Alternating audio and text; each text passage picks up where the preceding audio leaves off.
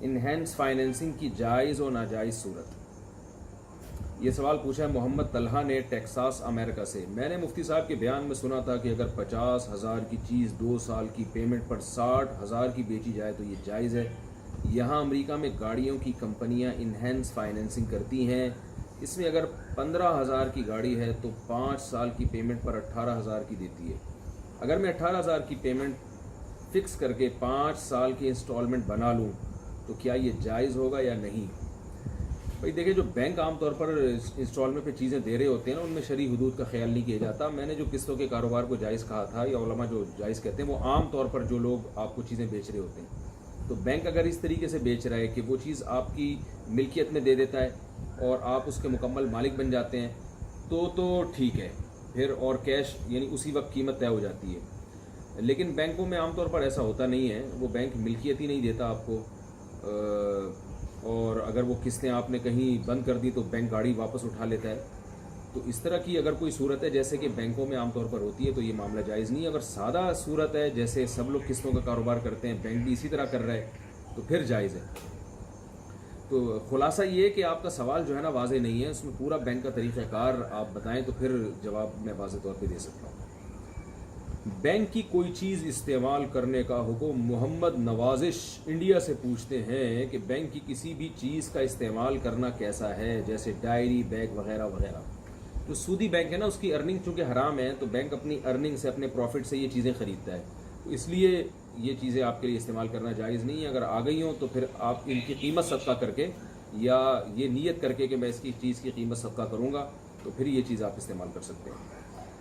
جمعے کی پہلی اذان کے بعد کاروباری مصروفیت جاری رکھنا. زاہد صاحب گجرات سے پوچھتے ہیں میں ایک ہاسپٹل میں میڈیسن بیچنے کی جاب کرتا ہوں. جمعے کی اذان 1 بجے ہوتی ہے، مگر کئی دفعہ زیادہ او پی ڈی لینے کی وجہ سے یا لیبارٹری سے رپورٹ آنے میں کچھ ٹائم لگتا ہے، جس کی وجہ سے اذان کے 15-20 منٹ تک کام جاری رہتا ہے. کیا مجبوری کی وجہ سے یہ تاخیر جائز ہوگی؟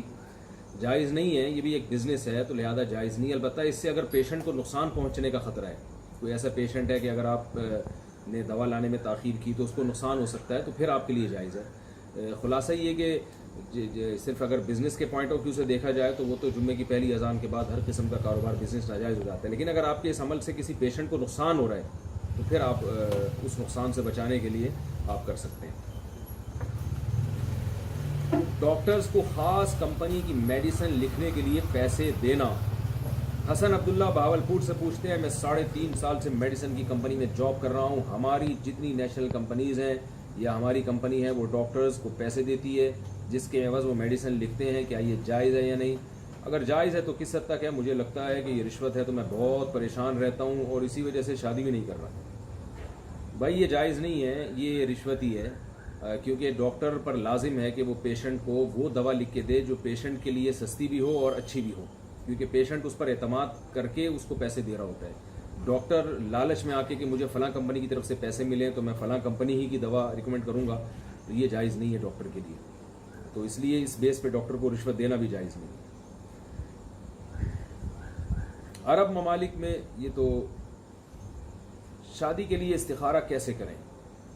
میں نے آپ کے کافی سارے بیانات سنے تھے کہ کسی طلاق یافتہ عورت سے شادی کرنی چاہیے، تو میں نے ایک طلاق یافتہ عورت سے نکاح کرنے کا ارادہ کیا ہے. ان کا 5 سالہ بیٹا بھی ہے.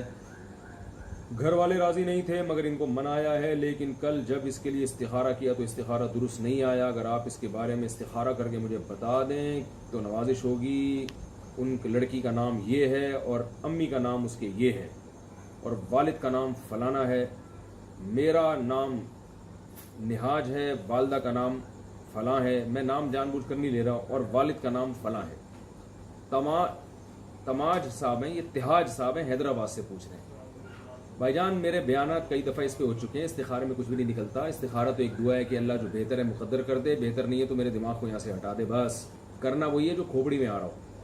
تو اللہ نے آپ کو ماشاءاللہ ایک بہت خوبصورت سی کھوپڑی دی ہے، یعنی کہ اور جو ہے وہ اس سے کام لیں آپ. اور نبی صلی اللہ علیہ وسلم نے فرمایا جب کوئی اچھا رشتہ آئے تمہارے لیے تو انکار مت کرو. تو اگر یہ اچھا رشتہ ہے تو استخارے میں نیگیٹو بھی نکل رہا ہو پھر بھی آپ ہاں کر دیں، کیونکہ ہمیں شریعت نے اچھے رشتے کے انکار کا سے منع کیا ہے. تو باقی یہ جو ہے نا، یہ جو استخارے والے امی کا نام اور نانی کا نام اور چاچے اور ماموں کا نام پوچھتے ہیں، یہ سب ٹوبی ڈرامہ ہے. اس کی کوئی حیثیت نہیں ہے استخارے میں.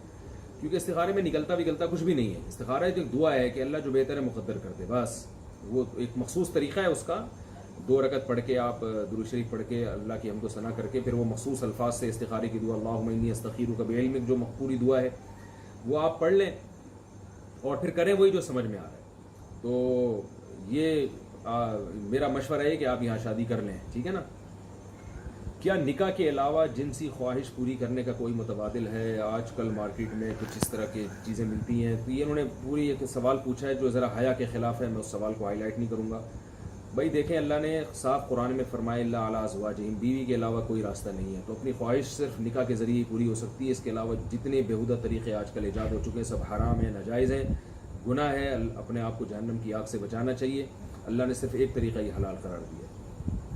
کیا زکوٰۃ دیتے وقت زکوٰۃ کا نام لینا ضروری ہے؟ دانیال کو ہاٹ سے پوچھتے ہیں. کیا زکوٰۃ دیتے وقت دینے والے کو بتانا ضروری ہے کہ یہ زکوٰۃ کی رقم ہے؟ نہیں بھائی، دینے والے کو بتانا ضروری نہیں ہے.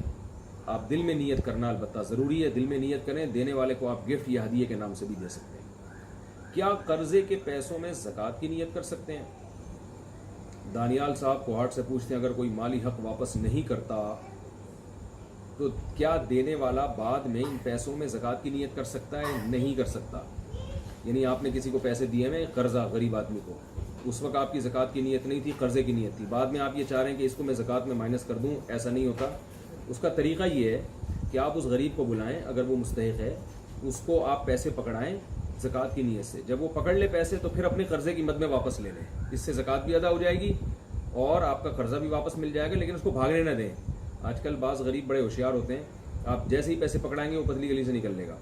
تو کوشش کریں وہاں کوئی پتلی گلی موجود نہ ہو، اور اگر موجود بھی ہے تو آپ نے ادھر نیت سے پیسے پکڑائے، وہ بڑا خوش ہو جائے گا. بھائی آج تو سیٹھ صاحب بڑے مہربان ہو گئے، پہلے کے پیسے بھی میں کھا گیا ہوں اور ماشاءاللہ یہ اتنے سیدھے ہیں کہ دوبارہ مجھے پیسے دے رہے ہیں. تو آپ ان کو دوبارہ پیسے دے کے پکڑائیں، بولے یہ آپ کے ہو گئے. وہ جیسے ہی خوش ہوگا فوراً کہیں میرا قرضہ واپس کرو. تو اس طریقے سے زکوٰۃ بھی ادا ہو جائے گی اور آپ کو آپ کا قرضہ بھی مل جائے گا.